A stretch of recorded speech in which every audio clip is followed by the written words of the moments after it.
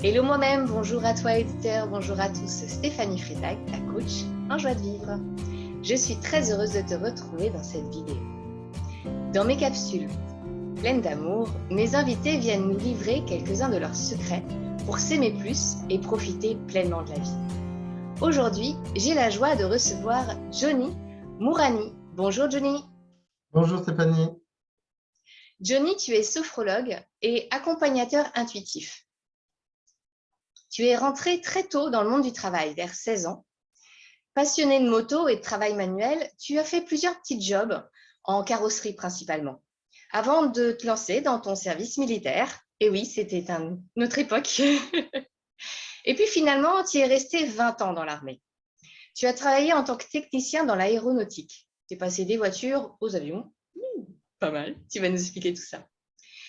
Jusqu'au jour où ton dos a couiné très, très fort pour te dire stop. Là, maintenant, ça suffit. Ça ne s'est pas fait en un jour, mais ça a été radical. Tu as découvert le développement personnel et ta sensibilité de zèbre, et puis la sophrologie. Tu as fait un grand switch pour transformer toute ta vie. Nous, on s'est rencontrés à l'Académie Zéro Limite de Martin Latulippe. Je t'invite aujourd'hui parce que j'adore ton parcours de vie, qui est atypique, passionnant et inspirant. En plus d'avoir le même âge et d'être passionné de l'être humain, on a des parcours de vie rocambolesques. On peut dire ça comme ça. J'aime chez toi ta manière de vulgariser et ton accessibilité. Je te remercie de prendre du temps pour venir dans cette interview. Merci à toi de m'accueillir. Pour ceux qui ne te connaissent pas, Johnny, est-ce que tu peux nous dire qui tu es? Alors, comme tu as fait une tellement belle présentation, alors qu'est-ce que je pourrais dire de plus? Sophrologue, accompagnateur intuitif, ça c'est un cheminement derrière, on en reparlera. Papa, donc marié, papa de 3 enfants, avec un peu tous les niveaux scolaires, et habitant dans le sud de la France depuis déjà quelques temps. Passionné, oui, de moto, de choses comme ça. Très tôt, j'ai commencé le travail manuel et il y avait pas mal de choses qui m'intéressaient, mais à l'époque, comme des fois ça arrive, je m'interdisais. Ce n'était pas pour moi. Donc voilà, j'ai fait une vingtaine d'armées en tant que militaire dans l'armée de l'air, dans un métier qu'on appelle les Schumach. Les Schumach, c'est la chaudronnerie aéronautique. Alors là, on répare des avions, des hélicoptères. Voilà. Et on a un petit peu ce côté Top Gun pour certains qui ont suivi les histoires. Et puis, l'évolution donc de l'automobile à l'aéronautique. Et tout ça, ça ne s'est pas fait en un jour. Mais voilà, aujourd'hui, voilà ce que je pourrais dire pour complémenter déjà la belle présentation. Je te remercie. Quelles ont été les 3 grandes réalisations de ta vie dont tu peux ressentir de la fierté aujourd'hui? Alors, les 3 grandes réalisations, alors, je ne les mets pas spécialement dans un ordre, mais nos enfants. Nos enfants, donc là, qui aujourd'hui ont 9 ans, 14 et 16 ans. Et nos enfants, parce que c'est vrai qu'on habite loin des familles et qu'on s'est construit vraiment ce petit nid douillet. Et c'est une fierté parce qu'il y a eu des parcours de vie aussi, de la gestion émotionnelle, parce qu'ils ont chacun leur atypie. Donc, ça a demandé pas mal. Il y a le côté, mon ancien métier, que j'ai quitté il y a peu, finalement, parce que c'était un métier de passion. Chaudronnier aéronautique, c'est des métiers assimilés métiers d'art, hein, comme on peut voir certains qui vont faire de la forge ou des choses comme ça. Bon, là, c'est avec d'autres matériaux, hein, avec une noblesse différente, mais vraiment ce métier, je l'ai appris dans une période où on n'avait pas le temps de me former, donc il fallait faire de suite. Donc, je te laisse imaginer quand tu dois percer un trou sur un avion et qu'on te dit, ben, il n'y a pas le choix, voilà. Et tu n'as pas le droit de te louper. Tu n'as pas le droit de te louper, c'est exactement ça, ça vole bientôt. Donc voilà, ça a demandé beaucoup d'investissement, mais c'était une volonté personnelle de faire ce métier-là. Et puis le Ça couple t'a aussi. enseigné l'excellence? Oui, alors même un peu beaucoup trop des fois, ça a surtout révélé chez moi le côté que j'avais et que je ne comprenais pas d'ailleurs, parce que je ne connaissais pas ce côté un peu très minutieux. Donc là, ça amène aussi, comment dirais-je, le côté miroir avec ce côté zébré, multipotentiel, tout ce qu'on veut, et avec des sens très développés. Et donc, ça m'a permis de développer des compétences qui étaient déjà innées, un petit peu enfouies au niveau du savoir-faire manuel. On dit souvent avoir des doigts en or. Bon, il m'a fallu tellement d'années, et c'est très récent, pour reconnaître que j'avais des capacités et que ce qui me semblait normal, pour d'autres personnes, c'était déjà pas atteignable de suite, on va dire. Donc, il y a ça. Et puis, le troisième point, le couple. Le couple, parce que voilà, nous, on est en couple depuis 23, 24 ans, on compte plus. Et comme beaucoup de personnes, on a vécu des moments avec des hauts, des bas. Voilà, hein, c'est comme une rivière, il y a des tumultes et tout. Et ça, c'est aussi une fierté. On n'est jamais dans quelque chose d'acquis, de définitif, mais voilà, ça permet, je pense que de se découvrir soi, ça permet aussi de pouvoir découvrir d'autres choses autour. Donc, ouais, les 3 points vraiment clés, ça tourne autour de ça. Et ça a été quoi les grandes étapes qui t'ont permis de ressentir de la fierté dans ces 3 points? Parce que vu de l'extérieur, on pourrait dire oui, avoir des enfants, voilà. Mais Ouais, en fait, ce qui donne du goût, c'est les creux, les c'est creux de ça. vague. C'est ça. Quand, par exemple, on parle des enfants, notre garçon, en fait, il est dyslexique avec des marqueurs au potentiel. Donc, ça veut dire que marqueur au potentiel, waouh, on se dit, mais il a plein de capacités, c'est génial. Et la dyslexie arrive, et puis c'est un petit peu compliqué. Donc, déjà, il a fallu travailler là-dessus. Et moi, j'étais dans le faire à l'époque. Certains Dans tous problèmes. les sens du terme. Voilà, exactement. Certains problèmes de santé, on va en parler tout à l'heure, ont amené notre compréhension. Et ça m'a amené, par l'intermédiaire de mon fils, Noah, à m'intéresser au fonctionnement un peu cognitif de chacun, chacune, et puis de découvrir un autre univers. Et en m'intéressant à ça, c'est une fierté, puisque moi, ça m'a permis de me découvrir et de découvrir ce côté zèbre. C'est quand même impressionnant, mais souvent c'est comme ça. C'est au travers de ces enfants que l'adulte vient à découvrir certains traits de fonctionnement chez lui. Pareil, hein. Voilà, Même à la maison. voilà, tu vois. Et donc, du coup, ça s'est passé comme ça et ça a permis de découvrir et d'avoir de la compréhension sur pas mal d'autres points de vue et la sensibilité avec les autres enfants. Ça a permis, par exemple, à notre aîné de se découvrir une passion pour le chant et des univers vraiment musicaux vraiment différents, puisque tu vois, par exemple, c'est une fan de K-pop. La K-pop, la musique coréenne, tout le monde ne connaît pas. Et au début, on peut se dire, qu'est-ce que c'est? Mais du fait qu'on soit déjà avec une autre vision du monde, c'est pour ça que c'est vraiment une fierté, c'est comme une co-création, même si c'est parent-enfant, enfant-parent. Et aujourd'hui, par exemple, elle s'est inscrite à un concours de chant qu'on connaît qui s'appelle The Voice. Euh, et le cheminement ne s'est pas fait en une fois. Donc, c'est vraiment une fierté que d'avoir pu accompagner je vais dire, mes enfants au quotidien. Et eux aussi m'ont fait grandir. Parce que la petite qui a des réflexions à 7-8 ans qui sont waouh, c'est digne de grand coach. Parce qu'il n'y a pas les mêmes filtres, il n'y a pas le même angle de vue sur la vie. C'est simplement. Donc, ça, c'est énorme. Le couple, on apprend beaucoup. Euh, on apprend beaucoup et on découvre aussi des choses qu'on a faites, qu'on a dit, qui étaient peut-être pas nécessaires. Alors là, on va découvrir la communication non violente, on va s'apercevoir de pas mal de choses.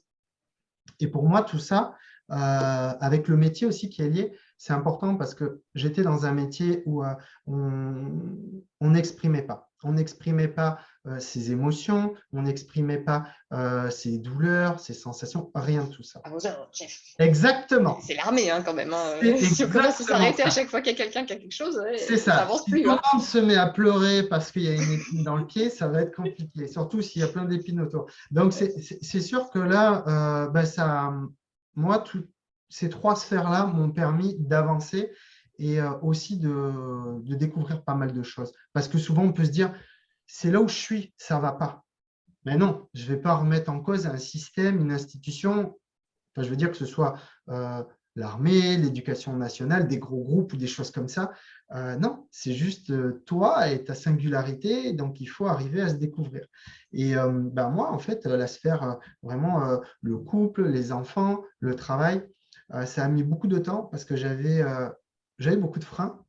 Et j'avais un vécu qui était vraiment, qui a été très dur. Hein. Un passage de vie de mon plus jeune âge avec beaucoup d'injonctions et c'est OK. Donc voilà, tout ça, ça m'a amené aussi à découvrir le développement personnel, l'académie Zéro Limite. Il y a des étapes de vie qui ont fait qu'il a fallu que je me remette aussi en cause sur mes actions, mes décisions et reprendre le contrôle de certaines choses parce que dans la vie de tous les jours, on peut vite dire c'est pas moi, c'est en dehors de mon cercle, non, c'est mon C'est les chef, autres. c'est les autres. C'est les autres, attends, c'est les autres. C'est exactement ça. Ouais, non, mais voilà, c'était ça. Et quand je suis retourné voir des anciens collègues de travail, il n'y a pas si longtemps, ils ont été bluffés parce qu'ils m'ont dit mais tu as changé. Bah, merci, ça me fait plaisir. Donc, c'est que Et voilà. justement, est-ce que tu Ouais. peux nous parler de ce switch? Comment tu en es venu à passer, à faire un 360 presque? Ouais, c'est ça. Ça s'est passé. Alors, pour essayer de faire court, j'ai vécu pendant à peu près 6 ans avec des sciatiques et des multiples hernies discales. Mais j'étais dans le fer, donc j'allais au travail, Voilà, c'est ça. Si je n'avançais pas, je continuais quand même. Et donc, je somatisais. Il y avait pas mal de choses que j'avais pris sur moi et des choses que je ne connaissais pas de moi, donc je ne savais pas.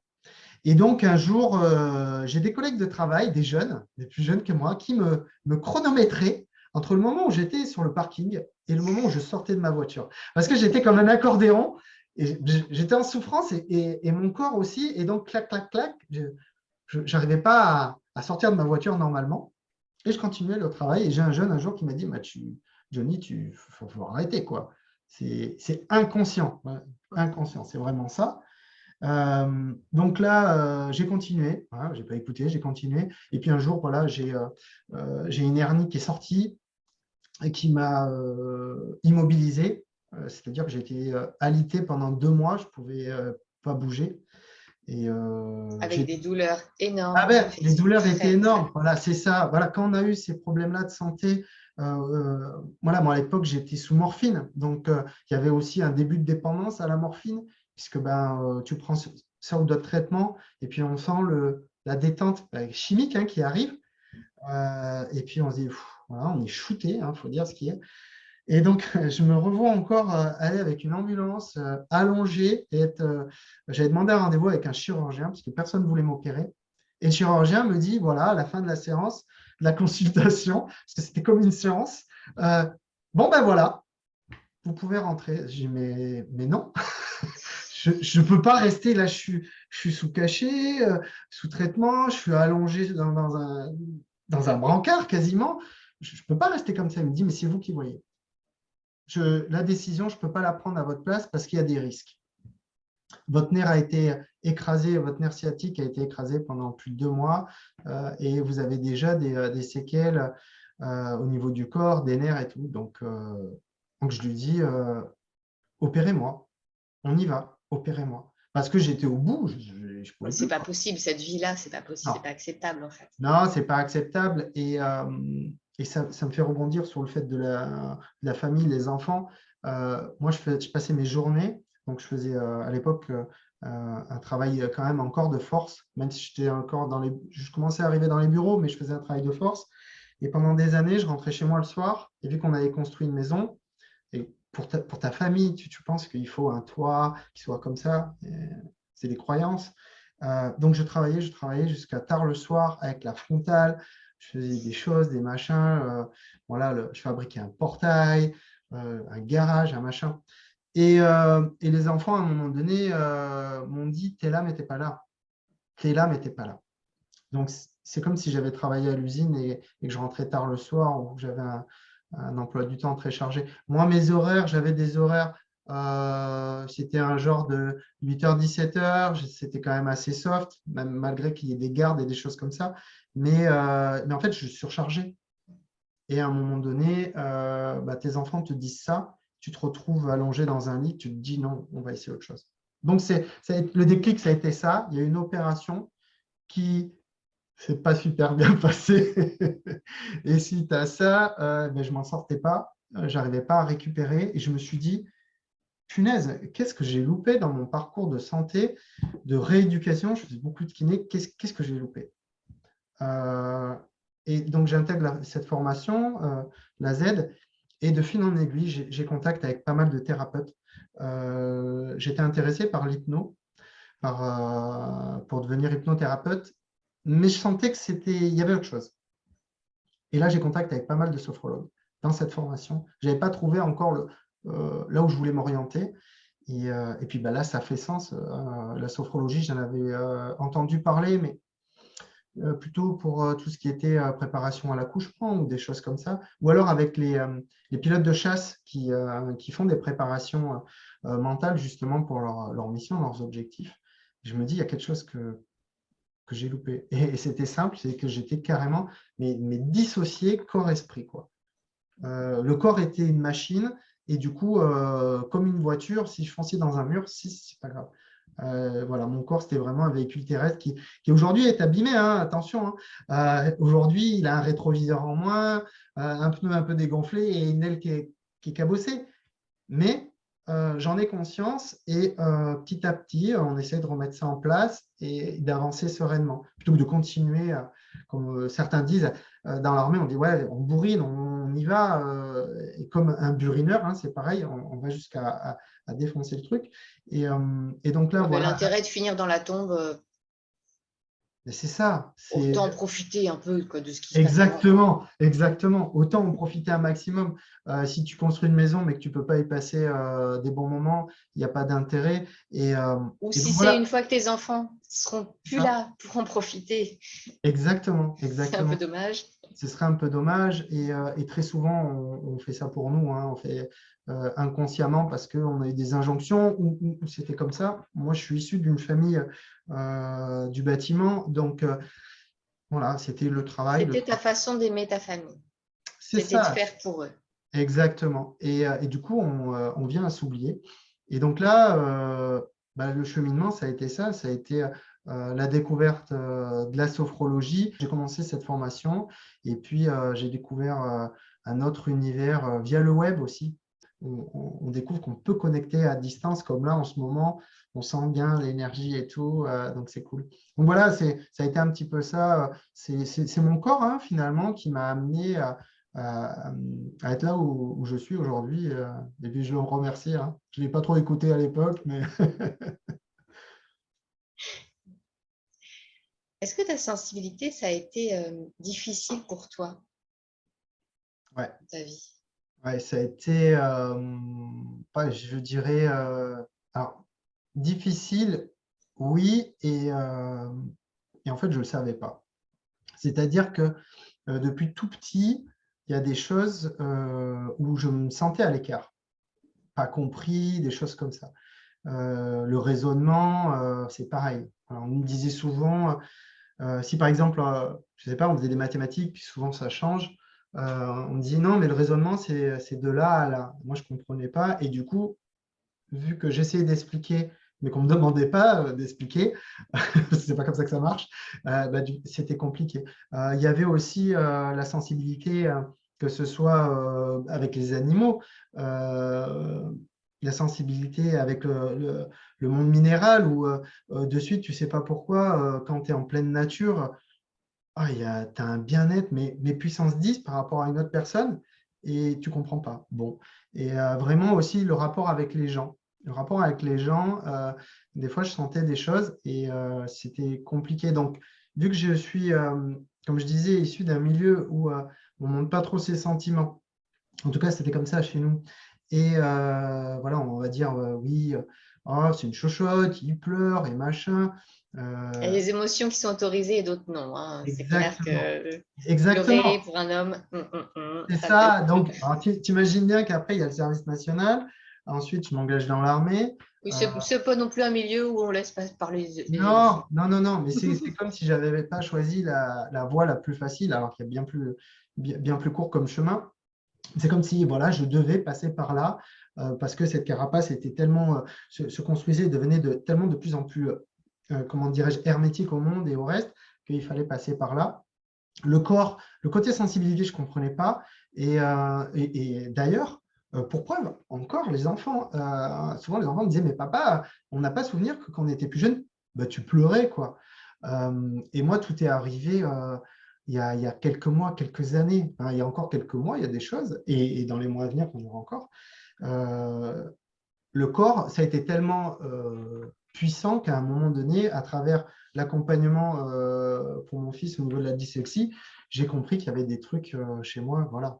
Donc, euh, Comment tu as découvert d'ailleurs ces termes de HP, HPI, 10, les 10 en ben ouais, particulier, alors tout ça, hypersensibilité? ça s'est fait donc pendant la formation en sophro. Donc j'ai une très bonne amie énergéticienne, entre autres, chamane, plein de cordes à son arc, qui me dit tiens, est-ce que tu as déjà lu ce livre Je pense trop? Voilà. Donc, après, tu peux le mettre en référence, ce livre, il est vraiment pas mal.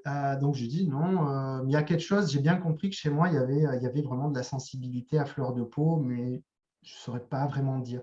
Alors, il y avait ce livre et c'est le Congrès de la douance qui m'a interpellé par rapport à mon fils, puisque on n'avait pas d'outils, on n'avait pas de compréhension dans la maison.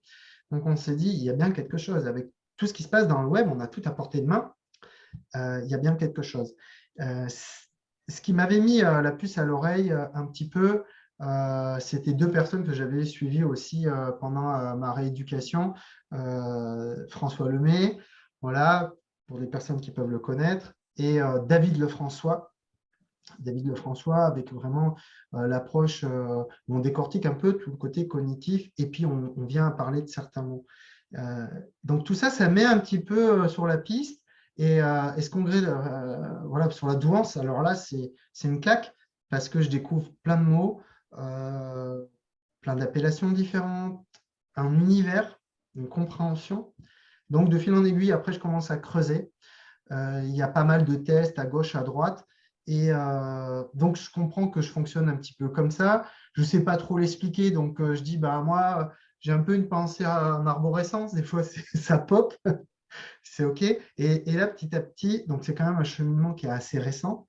Je découvre ça. Et ouais, il y a presque un an, donc je participe à une formation pour les hauts potentiels pour pouvoir découvrir dans les accompagnements au quotidien et accompagner au mieux. Alors, donc, je découvre un peu tout ça et Ça a changé quoi pour toi? moi, ça a changé déjà, comment dirais-je, l'autorisation envers moi.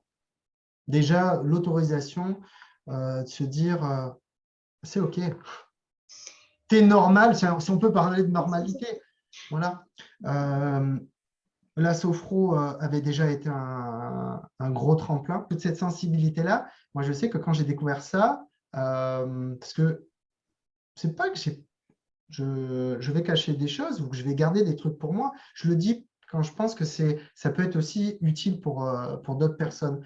Un jour, ma mère me dit, mais en fait, on a mal fait notre boulot. Je dis non, vous avez fait ce que vous avez pu avec les outils du moment et la compréhension du Et moment. l'époque, ouais. Et l'époque, C'est c'est pas du clair, tout la même chose. c'était pas la même chose. Moi, j'ai été diagnostiquée dyslexique à 25 ans.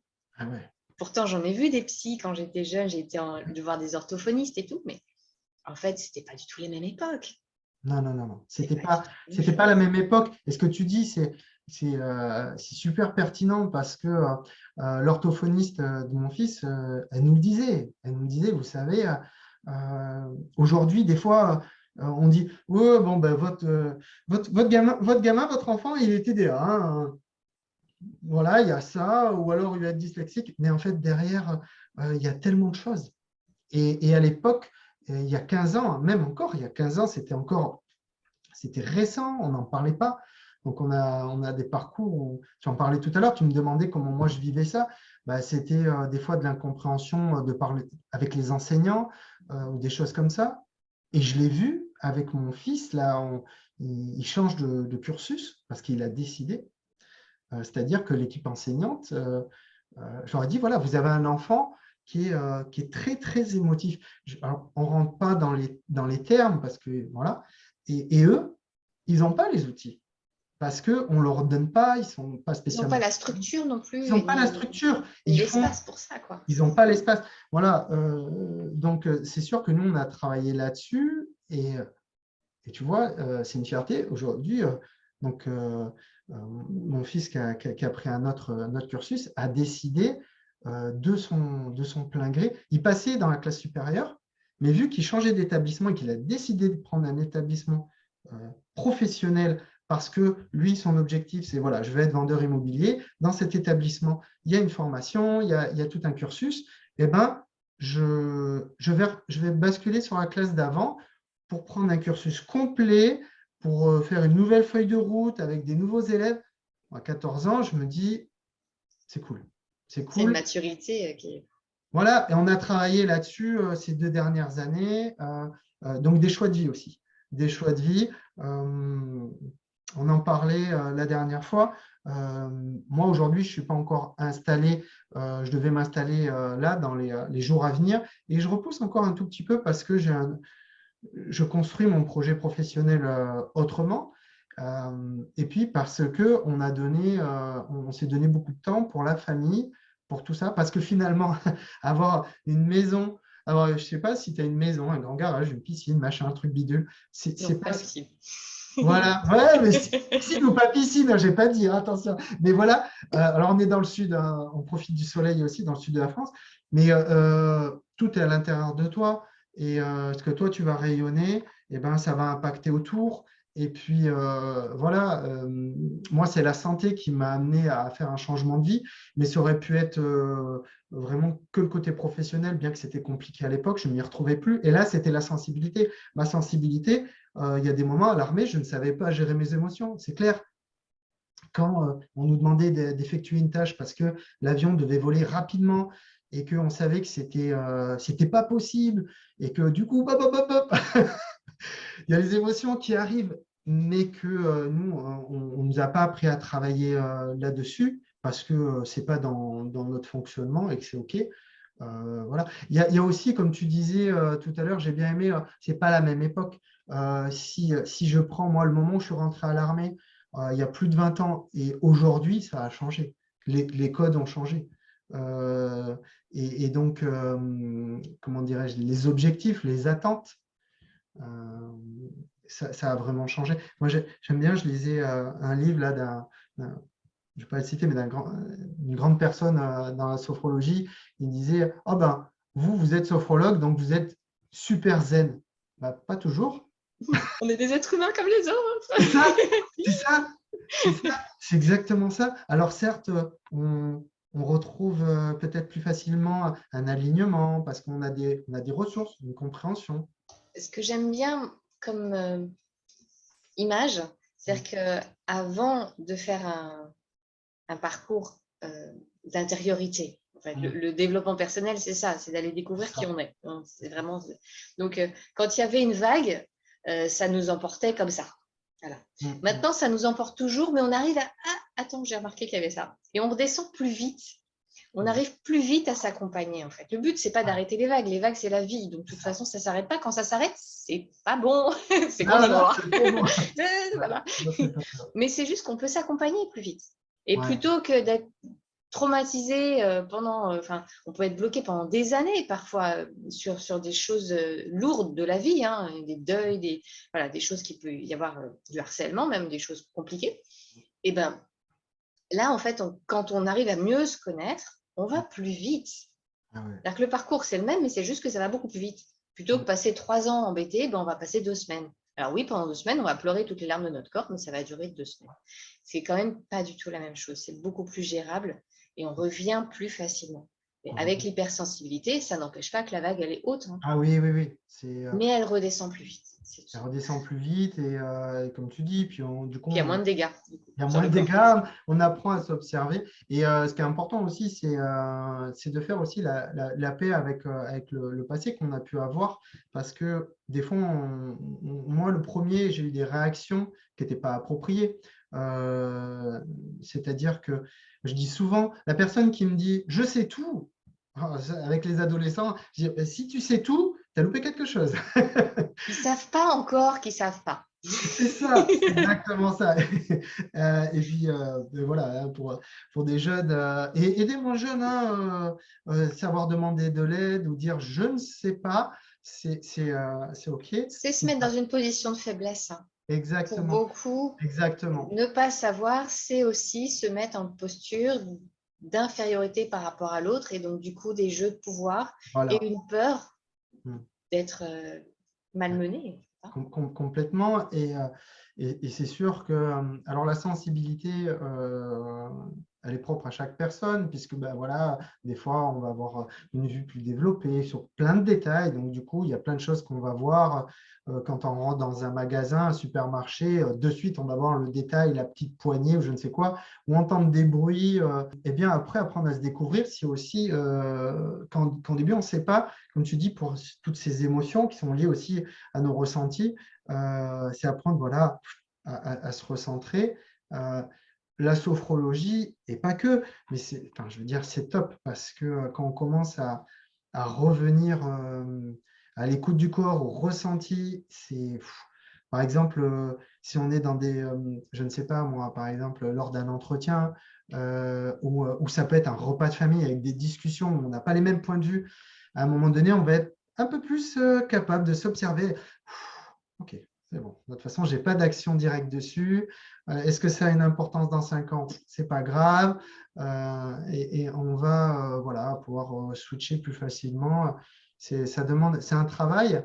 Et, euh, et en même temps, c'est inconsciemment, hein, c'est ce qu'on va projeter aussi autour de soi. Donc, du coup, ça peut être vraiment intéressant, très intéressant. Et dans cette phase actuelle où on a vécu des confinements, des restrictions, beaucoup de choses, on sent bien que les personnes, elles ont besoin de s'ouvrir. Quand moi, je dis, par exemple, OK, ben, je suis un ancien militaire, je ne peux plus faire ce que je fais en termes de santé, bien que j'ai retrouvé quand même un état correct, j'ai envie de dire. Je ne vais pas sauter en parachute, mais voilà, je peux faire du vélo avec les enfants et je suis déjà content.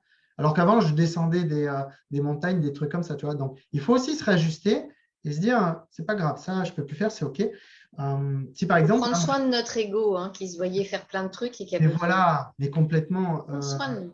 Voilà, du il petit être à l'instant. C'est y a des choses qu'on peut, voilà, il faut remettre un curseur différemment sur ce qu'on peut faire. Moi, je m'étais coupé pendant un temps quand on est dans tout ce chemin personnel. À un moment donné, c'est tellement un monde nouveau. C'est-à-dire qu'en fait, on s'aperçoit que tout ce qu'on découvre à l'intérieur, là, ça sort, ça connecte avec plein de trucs. On peut se perdre aussi. Donc, moi, je m'étais un petit peu, j'avais laissé de côté le côté manuel parce que pour moi, je ne pouvais plus faire certaines choses. Et aujourd'hui, depuis, j'ai bien reconnecté. Alors, c'est-à-dire que si j'ai envie de me faire plaisir, je peux faire de la soudure, de la peinture au pistolet, plein de choses comme ça, de l'aérographie, les épargnes avec les petits pistolets comme ça pour les détails. Je peux vraiment faire, tu connais, je peux faire quand même pas mal de choses, vraiment, que d'autres personnes ne savent pas faire. Et c'est OK. Et je le fais en toute humilité à mon niveau. Mais du coup, je me fais vraiment plaisir. Et tout ça pour dire que bah ça, c'est des trucs qu'on doit remettre un petit peu, on doit se réajuster et pour dire, oui, aujourd'hui, bah, je suis peut-être ce gaillard, mais je peux pleurer. Voilà, j'ai eu une période où j'ai dû lâcher des larmes pour libérer des émotions, faire des choses comme ça, reconnecter. Il y a quelques années, tu m'aurais parlé de mon côté féminin. J'aurais dit, pardon, Tu parles de qui là? Attends. qu'est-ce qui se passe? Mais voilà, ça aussi, trouver un peu ce milieu-là, ce juste milieu. J'en ai parlé il n'y a pas longtemps avec des personnes, que ce soit des parents, des voisins. Les personnes me disaient, ouh là là, mon mari, mon compagnon, ça va pas, il n'est pas bien, je pense qu'il est en train de faire un burn-out. Et en fait, c'est la personne, potentiellement, après en discutant, on s'aperçoit qu'elle n'était pas alignée avec ce qui la faisait vibrer, ou que c'était plus d'actualité, quoi. Alors, ce qui est important, je pense que c'est aussi de retrouver un alignement. Moi, j'ai eu une phase où je faisais partie des gars et des filles, hein, ce qu'on appelle les tristus. C'est quoi ça? Les tristus, c'est les personnes qui ont perdu cette joie de vivre. Et on sent qu'à un moment donné, il y a quelque chose qui manque. C'est comme si la personne, quand on la voit, elle est un peu plus C'est grise. l'ombre d'elle-même. Exactement, ça rayonne moins, hein. Donc, c'est vrai que moi, j'ai eu cette phase-là aussi, puisque c'était le début du changement, en fait, mais je ne savais pas que c'était ça. J'étais dans l'incompréhension. Mon corps me parlait, mon mental, je ne savais plus trop, et c'est OK. Et après, voilà, hein, les accompagnements, ça aide aussi. On peut le faire seul, mais alors c'est beaucoup plus long. C'est plus C'est pas long. facile de voir pour soi-même et de se le dire. Ouais, c'est douloureux aussi, hein, parce que les marches sont plus hautes. Donc, quand on rate une marche, la chute, elle est aussi avec une distance qui n'est pas la même. Et donc, voilà, ouais, nous, on appelait ça les tristus. Et moi, quand j'ai observé ça, je me suis dit, non, attends, c'est pas possible. Si tu perds ta joie de vivre, quoi. Si tu dois attendre ta retraite, la fin de ta vie pour te dire, ça y est, ma maison est payée, je touche ma retraite ou pas. Et voilà. Et maintenant, non, non, non, si tu as envie de faire des trucs, il faut le faire maintenant et en profiter. Donc voilà un petit peu tout ce cheminement. Et du coup, aujourd'hui, tu Ouais. pourrais dire que en quoi ta sensibilité est devenue ta force? Alors, waouh, sacrée question. Ma sensibilité, c'est devenu une force parce que je l'écoute.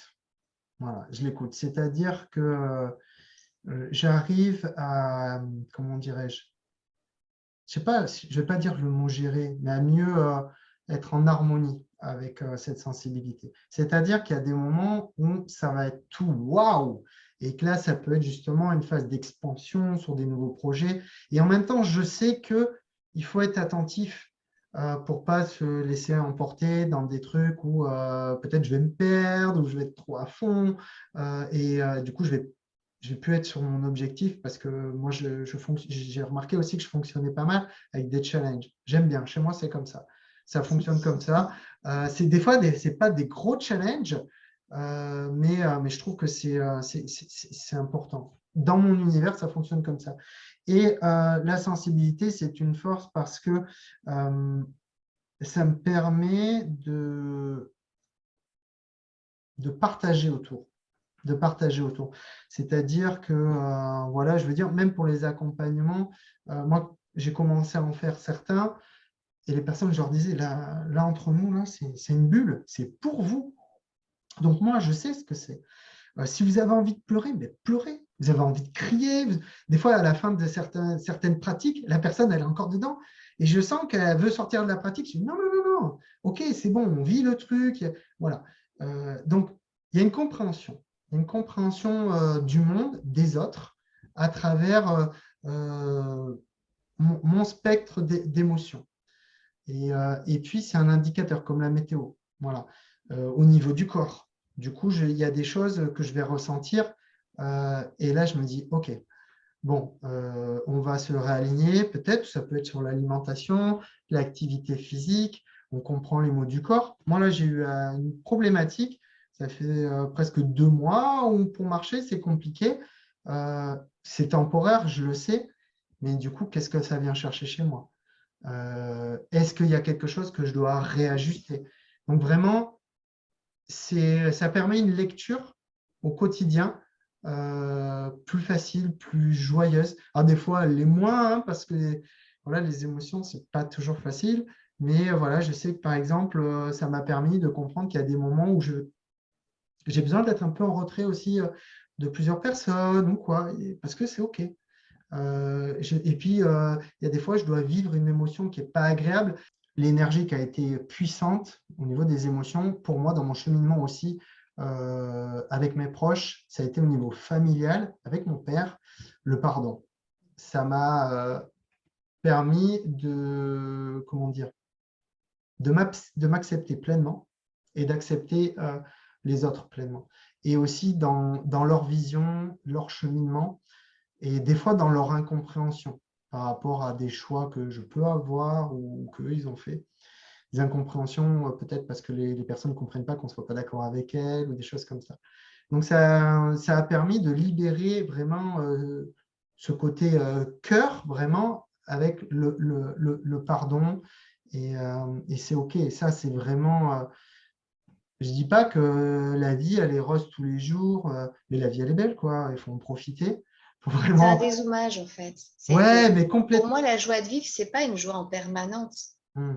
En permanence, c'est de pouvoir dézoomer pour dire ah ouais, mais c'est cool en fait, même si c'est inconfortable à ce que je vis là, sur l'ensemble, ça va avoir des fruits, ça va forcer. Mais Et, carrément. et c'est ok que c'est inconfortable, c'est ok que ça vient scruncher, c'est ok que ça. La vie, c'est contraction, expansion, contraction, Exactement. expansion. C'est comme pour la naissance. C'est ça. On sait que derrière, il va y avoir un bébé quand même, c'est pas rien quoi. Donc, on passe par toutes ces Ah étapes-là. ouais, ouais. Et la joie de vivre, c'est pas quelque chose de bisounours, tout va bien. Non, Non, non. c'est juste, je suis capable de dézoomer pour voir que dans l'ensemble, la vie, elle est cool. Ouais, c'est ça. Et alors, je prends un exemple parce que tu disais justement, moi, je vais avoir des exemples aussi où je me suis reconnecté avec qui j'étais pendant tout ce passé. Alors, des fois, il y a des trucs, ça peut être plus rustique. C'est OK, ça peut choquer les gens. Mais si, par exemple, je suis dans un parc, je marche et je marche dans une crotte de chien, bam! Alors, OK, la méthode Coué, je vais bien, tout va bien. Entre le Oh, moment ça pue. voilà, entre le moment où j'ai Vraiment. marché dans cette crotte de chien et que mon cerveau a commencé à analyser, dire ouais, c'est OK, quel est le message caché de l'univers derrière, il y a un moment où ça fait oh punaise et cette émotion, elle est là, hop, OK, on la vit et je pense que c'est important. C'est pareil pour les personnes qui vont être en souffrance, que ce soit dans la maladie, que ce soit dans le relationnel, ou toutes ces choses-là. On ne peut pas toujours dire ouais, c'est super parfait. Non, non, non. Des fois, l'arc-en-ciel, il n'est pas autant illuminé. Si tu marches sur des Legos que tes enfants ont laissé traîner quelque part, c'est OK. Quand tu marches dessus, tu marches C'est vrai. bien, je me dis quand même, est-ce qu'il y en a d'autres et les Legos, tiens, c'est un exemple. C'est aussi accueillir ses émotions, c'est de se dire, ben moi, des fois, je vais être un gamin, je vais jouer avec les enfants ou je vais blaguer, je vais être cet enfant intérieur là qui s'exprime pleinement. Et à côté de ça, quand je vais faire des accompagnements, ou si par exemple j'ai une discussion, je ne sais pas, moi, avec un chef d'entreprise ou quoi que ce soit, j'adapte ma posture parce on a tellement de facettes dans la vie, c'est ce qui brille. Et c'est ça aussi, se reconnecter et pouvoir passer un moment. La dernière fois, je faisais un mandala, on colorait un mandala avec ma dernière qui vient d'avoir 9 ans. Et elle me dit, oh papa, mais tu vas pas assez vite quand tu colories. Je dis, non, moi, je le vis à ma manière.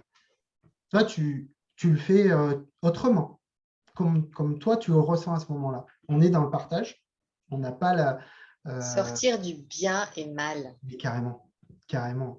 Si c'est pas bien ou mal, tu Ouais, fais. c'est ça. Et souvent, on va te dire, ah oui, mais toi, tu vois les choses comme ça. Il y a pas de compétition, il va y avoir des paliers, ça bouge. Il n'y a pas quelqu'un on le voit dans tout ce qui est posture d'accompagnement thérapeutique ou autre. Voilà, à un moment donné, on trouve, on peut parler de la même manière. Il n'y a pas de compétition. Et ce qui est énorme, c'est de se dire, alors tu es coach, thérapeute, tu es tout ça, Mais tu peux jouer au Lego, faire de la peinture, vivre, voilà, vivre pleinement, adorer Stranger Things, cette méchante série. Voilà, et c'est ça qui est énorme. Alors que très souvent, voilà, on va être dans tous ces personas, ces masques. Et finalement, au plus tu te libères et tu t'autorises à être, et, et, et au plus tu chemines, tu avances. Et en plus, c'est se découvrir comme ça, c'est un début. Ouais, je pense qu'il n'y a pas de fin, en fait. C'est ça qui est top, c'est ça. Donc, euh, donc ouais, voilà ce que je pouvais dire. Et le pardon, ça a été vraiment quelque chose d'important pour me libérer aussi de certaines situations toxiques que j'ai pu connaître par le passé, et des personnes aussi, leur pardonner. Ça amène à pouvoir partager, s'ouvrir, rigoler. Rigoler, moi je rigolais plus pendant. J'étais tristus. Hein. Donc ça, tu as appris un mot, c'était vraiment, bouh, c'est pas beau ça. Mais on a toujours des personnes Et autour on de. a besoin de se perdre pour se retrouver. Exactement, exactement. Ça fait partie des chemins de la C'est vie. ça. C'est C'est nécessaire. ça, d'enlever ces pelures d'oignon. Je venais vraiment de loin. C'est-à-dire que ça aussi qu'il faut prendre en compte, c'est que moi, j'avais un parcours de vie où à 12 ans, au restaurant, on ne parlait pas. Tu vois, c'était comme ça. Et on était dans le faire et on ne bougeait pas. Et, j'ai ma première prise de conscience, et je l'ai eue, je devais avoir peut-être vraiment à 14 ans. Donc là, on remontait dans une période où il y avait des mobylettes et tout ça. Et donc, il se passe qu'il y a un gars, c'était le gars. C'était toutes les filles tournaient autour, le beau gosse, la prestance. Et avec du recul, il y avait un gros vide en lui, vraiment. Il y avait un gros vide. Et ce gars-là, il me dit, toi, tu ne parles pas, en fait, tu ne sers à rien. Oh, le choc. Oh.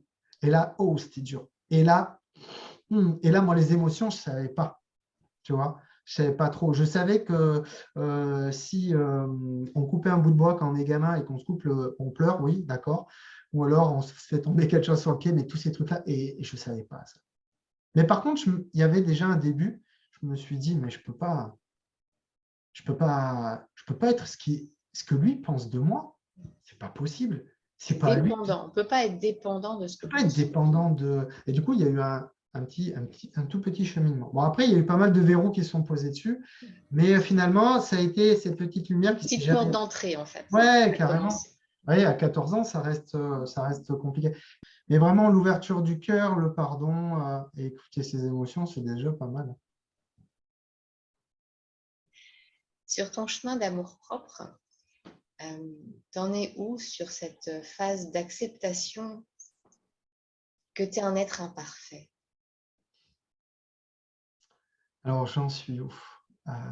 Et que tu peux t'aimer tel quel, tu vois. C'est pas juste j'en veux pas. Ok, je suis imparfait et C'est c'est ça. normal en fait, je suis un être Ouais, humain. exactement. Exactement. J'en suis où? Il y a eu pas mal de cheminement. J'ai testé beaucoup de choses aussi. Qui m'ont permis aujourd'hui de reprendre plusieurs morceaux et de pouvoir les accueillir avec amour. C'est-à-dire que là, je suis vraiment sur ce chemin de je profite pleinement, euh, sans jugement, sans attente. Euh, j'ai assisté à des trucs pour guérir des parts du passé, des parts de moi. Aujourd'hui, je dirais que j'ai accueilli majeure partie de ces parts, parce que peut-être qu'il y en a que je ne sais pas, hein, parce que sinon, ça voudrait dire que je sais tout. Il y en a peut-être qui traînent, sûrement, mais je suis vraiment dans la bienveillance et l'autorisation, vraiment. Et c'est ce qui a aussi amené le fait que j'ai décalé l'ouverture de mon entreprise parce que j'avais une date, parce que j'avais un timing, parce que je quittais l'armée, parce que je devais faire ça, parce que. Ah, c'était trop cadré. C'est dingue, c'est dingue. T'en enlèves et il y en a encore. Donc aujourd'hui, je suis vraiment dans l'accueil. Ouais. S'il y a un mot, c'est l'accueil. Par rapport à tout ça, c'est vraiment, je suis C'est ça dans qui te l'accueil. permet d'avoir de la douceur à l'intérieur de toi. Ouais, complètement. Ouais, vraiment, la bienveillance, ça amène, comme tu dis aussi, cette douceur, quoi. Cette douceur, on n'est pas obligé d'être en force tout le temps, quoi. Des fois, c'est nécessaire, mais la force tranquille, hein, pour ceux qui pratiquent les arts martiaux, ils le savent, on n'est pas obligé de toujours être dans la force. Justement, on peut utiliser la force des éléments, de tout On n'est pas ça. dans la lutte contre. Non, on n'est pas dans la lutte. C'est une fluidité, en fait, au C'est contraire. ça, ouais, mais la fluidité, ça aussi, la recherche de la fluidité, c'est waouh, c'est une quête, hein, que ça se passe bien dans les relations avec soi, avec les autres. Aujourd'hui, ça va choquer, hein. J'assume, hein. Aujourd'hui, moi, je me regarde dans ma glace et je me dis, je t'aime. C'est OK, mais avec toutes les imperfections. Avec les cheveux qui sont moins présents, avec le poids au fil des années peut-être, avec des rides, c'est OK. Ça ne veut pas dire que je suis un standard, ça veut pas dire que... Non, c'est simplement que je m'accepte et je m'aime tel que je suis avec les imperfections qu'il y a et puis les choses qui vont changer au fil du temps. Voilà, c'est-à-dire que si demain je me rase et qu'il y a un côté pic, qui est bon, tant pis. Ça dépend comment on est, si on est OK avec qui on est. C'est-à-dire que si on a vraiment envie d'être dans le contrôle, on va faire attention à la posture et c'est OK. Naturellement, on a des personnes qui vont parler. Voilà, le non-verbal va être plus présent. Chacun fait comme il veut. Je ne suis pas sûre que ce soit une volonté personnelle des gens d'être Non, en contrôle. Quand on est non, dans le contrôle, c'est un besoin, en fait, de il y a un contrôler, besoin. Ouais, il y a ce parce besoin. on est instable à l'intérieur de soi. Voilà, il y a une forme Puis de. Donc, et c'est puis, une il vulnérabilité. Moi, je y a vois une les gens qui vulnérabilité. contrôlent, enfin, Ouais, même quand moi je le fais, hein, ouais. tous les endroits où il commence à y avoir du contrôle, c'est qu'il y a une instabilité de l'autre côté. Ouais, c'est clair. C'est clair. Et après, il y a comme tu dis, La douceur, c'est ça, c'est d'aller voir, tiens, ce haut de l'iceberg là, qu'est-ce que je fais et d'amener de l'amour dans cet ouais, endroit-là où il y a de l'instabilité et après le contrôle il s'en va tout seul. ouais, le contrôle, il s'en va. Et puis voilà, donc ouais, voilà, c'est un cheminement personnel que moi, j'ai effectué un peu par la force des choses. Est-ce que Euh, tu as senti qu'il y avait un moment précis où ça a changé pour toi, où tu t'es choisi justement sur ce ouais, chemin? oui, c'est vraiment quand j'étais alité que je ne pouvais plus bouger. C'est ce moment, pour moi en tout cas, où je ne savais plus qui j'étais et je n'avais plus d'identité. Parce qu'on venait de me dire que je ne pouvais plus reprendre mon ancien travail. Donc, j'étais avec cette identité-là et on m'a dit, c'est fini. Et puis tu étais dans le faire, tu étais dans le J'étais faire pour dans le ta faire. famille, pour C'est tes fini. enfants, pour… Exactement. Qui je suis. euh, Hmm. voilà, je ne suis plus ce militaire-là, je ne suis plus cet époux-là, je ne suis plus ce père de famille. Waouh! Donc, du coup, c'est à ce moment-là, et je me souviens encore, j'étais vraiment allongé et du coup, bah, moi, je me suis même sevré de cette dépendance médicamenteuse tout seul, avec la volonté, parce que je me suis dit non, là c'est ta vie et tu dois faire des choix. J'avais déjà eu conscience de certaines choses, mais là, c'était vraiment, il fallait l'acter. Il fallait l'acter d'une certaine manière. Donc, c'était vraiment ouais, ce moment-là où il y a eu un avant et un après. Alors, il y a eu beaucoup de changements. Ouais, Oui. ça change dans l'entourage, hein. Il y a des situations, des relations qui se font, se défont et c'est OK. C'est comme ça que ça doit se passer. Et puis, ouais, moi, j'ai bien ressenti, ça a beaucoup chamboulé, hein. Ça ne s'est pas fait comme ça au niveau de la maisonnée, du jour au lendemain. Hop, clac, allez, super. Parce que d'ailleurs, c'est ça aussi, on ne change pas, on ne met pas un tampon sur une carte de visite ou une plaque devant chez soi en disant, je ne sais pas, moi, demain, je suis psychiatre, parce que là, il y a des ordonnances derrière, je suis psychiatre, je suis sophrologue, je suis carreleur, mécanicien, peintre, je ne sais pas. Non, il faut vraiment le vivre, il y a la transformation. Et donc, ouais, ça a amené beaucoup de choses. Et ça a été ce moment-là où, de toute façon, on me l'a dit, après coup, on me l'a dit, et on a senti qu'il y avait quelque chose. Comme si tu t'étais perdu, mais ben voilà, pour te retrouver, quoi. Il y a cette phase-là où… ouais, j'en parle avec émotion parce que c'est vrai que ça a vraiment été un pilier au niveau de mon travail personnel et aussi vraiment cette jonction avec l'avant qui est, hein, qui a été, qui est, et c'est OK. Et c'est marrant parce que du coup, on vient aussi beaucoup dans ce vécu-là pour en extraire après des compétences, des savoir-faire, des choses même qu'on avait occultées, hein. C'est dingue, hein. C'est impressionnant. C'est Et du coup, l'humain. Hein. tu fais comment en fait maintenant au quotidien pour prendre soin de toi? Alors, au Est-ce que quotidien. tu as développé des habitudes, des routines particulières qui pourraient être utiles à d'autres pour prendre soin de cet être Voilà. Alors, imparfait que tu es, pour exactement. aller sur ce chemin d'amour inconditionnel, vraiment? Alors, pour ce chemin-là, premièrement, j'ai essayé beaucoup de choses parce qu'il y a des choses qui conviennent à telle ou telle personne. Et voilà. Et moi, ce que je fais au quotidien, il y a des choses que je fais un peu moins. Et ce que je fais tous les jours, le plus possible, déjà, c'est ce corps, les étirements. Voilà. Pour faire très simple, si j'écoute les médecins, j'ai ce qu'on appelle un canal lombaire étroit. Donc, tous les nerfs sont comprimés. J'ai ma cicatrice qui est attachée à mon nerf sciatique. Ça s'appelle une fibrose cicatricielle. Donc, voilà. Donc, théoriquement, j'attends le fauteuil roulant. Voilà. Sauf que moi, je dis non. Je dis ben non. Un autre chemin est possible. Et pour cela, c'est des étirements tous les jours. Pour moi, ce que j'ai, mais aussi pour là-haut. Garder la souplesse. Exactement. Donc, j'ai testé pas mal de choses. Et tous les jours, c'est des étirements. Des petites choses simples. Par exemple, au niveau de quand on prend une douche, ou les personnes qui vont prendre un bain ou quoi, c'est à un moment donné, je suis là. Je ressens vraiment l'eau qui coule, je me savonne, je me reconnecte avec des parties comme ça du corps. Et voilà, je suis vraiment… Juste Donc, utiliser tous ses sens, en fait, c'est l'odorat, ça, l'écouter, exactement, le ressenti. exactement. Voilà, pas de téléphone, pas de musique. Et s'il y a des bruits, les enfants, un train qui passe, c'est OK. Voilà, hein, c'est comme pour les séances finalement. Donc moi, au quotidien, ça va être vraiment les étirements pour prendre soin de mon corps, ce véhicule terrestre que j'ai déjà bien cabossé, donc j'en prends soin, hein, je fais la pression des pneus, tout ça. C'est ça, c'est soit en fin de journée, soit des fois dans la journée quand je le ressens aussi. Et, hop, je vais le faire. Mais déjà le soir, j'ai ce temps pour moi.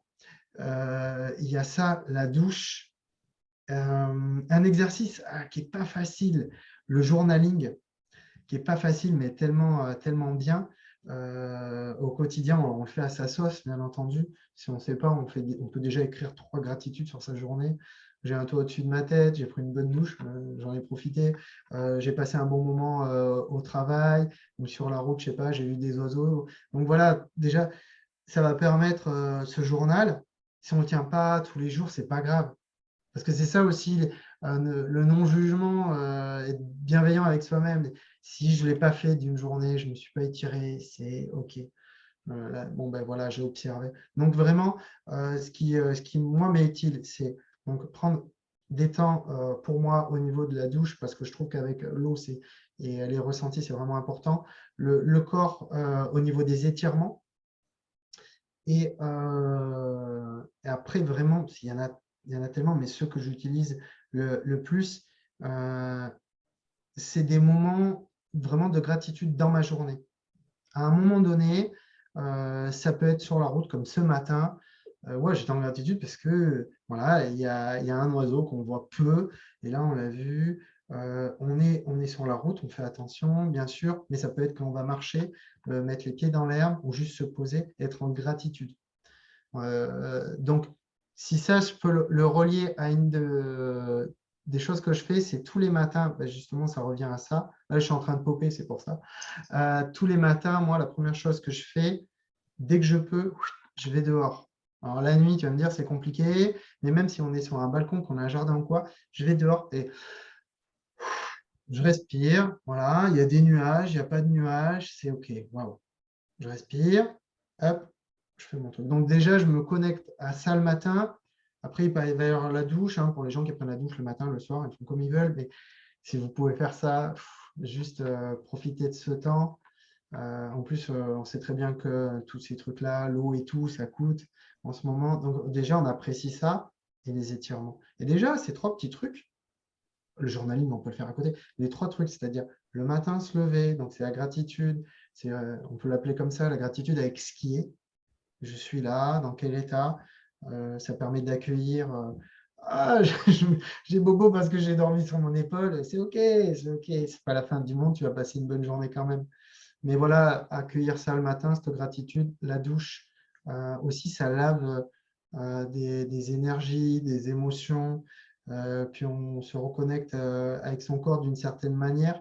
Et les étirements, ça lâche encore des tensions et ça permet aussi d'anticiper. Je ne suis pas quelqu'un qui va avoir l'alimentation parfaite, la vie parfaite, wow, parce que je suis un humain en fait. Ah, c'est ça. Donc voilà, déjà, ces trois petites choses, c'est déjà pas mal. Et il y a un truc qui est vraiment super. Il y a une application qui est complètement gratuite, qui aide aussi beaucoup dans la journée. C'est Respirelax. C'est une application de cohérence cardiaque. Donc ça, on peut trouver sur les smartphones assez facilement. C'est une bille en fait qui monte et qui descend et on peut la paramétrer au niveau du temps. Et on joue sur la cohérence cardiaque, donc vraiment arriver à abaisser ce rythme cardiaque et justement être dans cette respiration, pour faire simple, plus ample, plus fluide, plus détendu. Et ça, c'est bien pour les personnes qui vont être assez stressées. Voilà ce que je pourrais te Et partager. pour aller un petit peu plus loin, comment tu cultives ton estime de toi malgré les échecs, malgré les critiques des autres? Alors, grande question aussi. Comment je cultive? Je regarde ce qui a été aussi accompli. Je regarde ce qui a été accompli. Je ne reste pas dans le rétroviseur tout le temps. Ouais, on est bien d'accord. Mais souvent, je jette un œil. S'il y a quelque chose avec des échecs, des choses comme ça, je me dis, OK, bon, voilà, tu en es là, tu as fait tel palier, tu as avancé. Ça, tu connais cette sensation-là d'inconfort, tu connais, tu l'as vécu. Et j'essaye de me dire que si il y a de l'inconfort, voilà, c'est que c'est une expérience de vie. Dans tous les cas, j'apprends. Dans tous les cas, j'apprends. C'est-à-dire que même si la leçon, elle est vraiment, la leçon du jour ne me plaît pas, OK. J'essaie d'être dans ce cercle, vraiment ce cercle, et me dire, est-ce que j'ai une action possible dessus? Voilà. Si c'est des extérieurs, j'ai sûrement pas d'action immédiate ou quoi que ce soit, qu'est-ce que je peux faire? OK. Là, tout de suite, si c'est je dois pleurer, je dois pleurer. Si je dois aller me doucher, me reposer, je le fais. J'essaye vraiment de revenir dans ce cercle le plus possible. Chez moi, ça fonctionne comme ça, en tout cas. C'est un peu comme une zone, retrouver une zone de confort. Hop, je suis sorti de ce cercle, j'ai testé, ça ne va pas, OK, je me repositionne là où je suis. Euh, Souvent, on prend l'image avec, au niveau de l'armée, avec les missiles à tête chercheuse. Voilà, ils ont un objectif. Et à chaque fois, il peut y avoir un obstacle, un mur, quelque chose. On va recalibrer, recalibrer. Et juste se dire, bon ben voilà, je reviens dans mon cercle, c'est qui je suis, voilà, ça je connais. Si je viens peut-être d'apprendre quelque chose, je viens peut-être d'apprendre quelque chose, et s'il y a quelque chose d'inconfortable, peut-être que derrière, il y a quelque chose que je dois aller développer, travailler. C'est pas facile, hein, mais parce que des fois, tu as envie de tout jeter et dire, ah, c'est bon, j'y arriverai pas. Non, voilà. J'ai déjà fait ça. Et Ouais. même si on jette l'éponge, c'est pour un C'est temps. pas grave. C'est pas grave. J'ai vu en entretien, elle m'avait convoqué une médecin militaire il n'y a pas si longtemps qui me disait, vous me posez beaucoup de questions après l'armée, comment ça se passe? Je dis, moi, j'ai besoin de savoir parce que en tant que futur entrepreneur, j'ai des positions à prendre assez rapidement. Et puis, bon, je verrai au fil du temps, mais voilà. Donc, j'ai besoin d'avoir certaines réponses. Et elle me dit, mais moi, je ne suis que médecin. J'ai dit, waouh, non, vous êtes déjà médecin, c'est énorme. Je dis, vous êtes médecin. Et elle me dit, ouais, ah oui. Mais elle ne savait pas répondre, cette personne, aux questions, et c'est OK. On m'a posé la question il n'y a pas longtemps, si je devais peut-être avoir un super pouvoir, imaginons on ait des super pouvoirs, quelque chose comme ça, bah, ce ne serait peut-être pas un rayon laser ou un truc de fou. Mais moi, j'ai remarqué que c'était l'adaptabilité. C'est vraiment un truc chez moi. Depuis tout petit, je me suis adapté à toutes les situations. Des fois avec beaucoup d'inconfort, des fois avec moins. Ben, toute la sensibilité au fil du temps, ça m'a permis d'ajuster certains outils pour ce côté être adaptable. En fait, moi, c'est comme ça que ça fonctionne, en tout cas aujourd'hui. Donc, voilà, je m'adapte, je vais recalibrer. Mais comme tu disais tout à l'heure, hein, il y a des fois où c'est clair que moi, je me suis tellement adapté que j'ai posé un bon genou à terre et c'est OK, quoi. C'est la suradaptation, là. C'est quand on Ah ouais, subit, en ouais, fait. ouais. Mais c'est ça. S'adapter, oui, mais en respectant nos limites. C'est super important. Exactement, exactement. Voilà ce que je pourrais te partager Et en aujourd'hui. conclusion, ce serait quoi le secret que la vie, elle t'a appris? Tu souhaiterais léguer à ce monde? Hmm. Le secret, c'est sur ma carte de visite, c'est qu'un autre chemin est possible. C'est vraiment ça. C'est un autre C'est chemin. toujours. On est d'accord, hein, on est d'accord. Un autre chemin est possible. Et que des fois, on ne le voit pas, mais c'est OK. C'est OK. On est tellement nombreux sur cette planète, on ne peut pas, heureusement, tous avoir un chemin identique. Il y a Fabrice Midal, qui est un philosophe, qui est un éditeur, et il y a une phrase qui dit bien, il parle des hypersensibles en général, et il dit, moi je suis un hypersensible, la pire des choses qui pourrait m'arriver, c'est d'être sur une île déserte qu'avec des hypersensibles, parce que je me ferais chier en fait. Parce qu'on serait tous pareils, tu vois, d'une certaine manière. Et donc finalement, moi ce que je retiens aujourd'hui, c'est qu'un autre chemin est possible. Jamais, mais au grand jamais, quand j'étais petit, je pensais être là où je suis aujourd'hui. Et ce qui est génial, c'est que je ne sais pas où je serai demain, quoi. Donc, c'est un peu la vision que j'ai quand même aujourd'hui. Et ouais, voilà, ouais. Un autre chemin est possible. Moi, c'est ce que je... Parce que c'est tellement large. Il y a tellement d'espoir, d'amour dans ce message. Il y a tellement de force. Voilà. Un autre chemin est possible. À toi d'agir et de le créer, ton chemin. Exactement, Ouais. exactement, totalement. Merci beaucoup pour ce Merci à toi. partage. J'espère sincèrement que toi, auditeur, tu vas trouver dans cette vidéo tes sources d'inspiration. N'hésite pas à me mettre en commentaire sous la vidéo qu'est-ce qui te parle, où tu en es sur ton chemin personnel, où tu sens qu'il y a un autre chemin possible pour toi et peut-être les blocages qui t'empêchent d'y aller. N'hésite pas à nous partager en commentaire ton cheminement. Johnny, merci beaucoup. Merci pour ta sagesse, pour ton inspiration. Je te souhaite une très, très belle continuation sur ton chemin, un beau lancement dans ton Merci. entreprise naissante. Quelles sont tes actualités du moment? Alors, pour le moment, eh bien, déjà, on peut me contacter via Facebook et j'ai le site web qui va venir là bientôt. Et pour compléter les accompagnements au niveau de la sophro, alors, j'en parlais peu ces derniers temps, là, je vais me former parce que, en fait, on est des éternels étudiants. Donc, je vais me former au coaching sur la préparation mentale. Alors, on le fait déjà en sophro et là, c'est encore autre chose.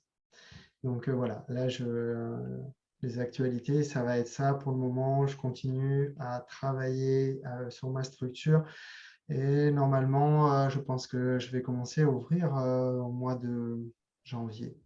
Ah, il y a un petit côté sudiste, hein, on prend le temps.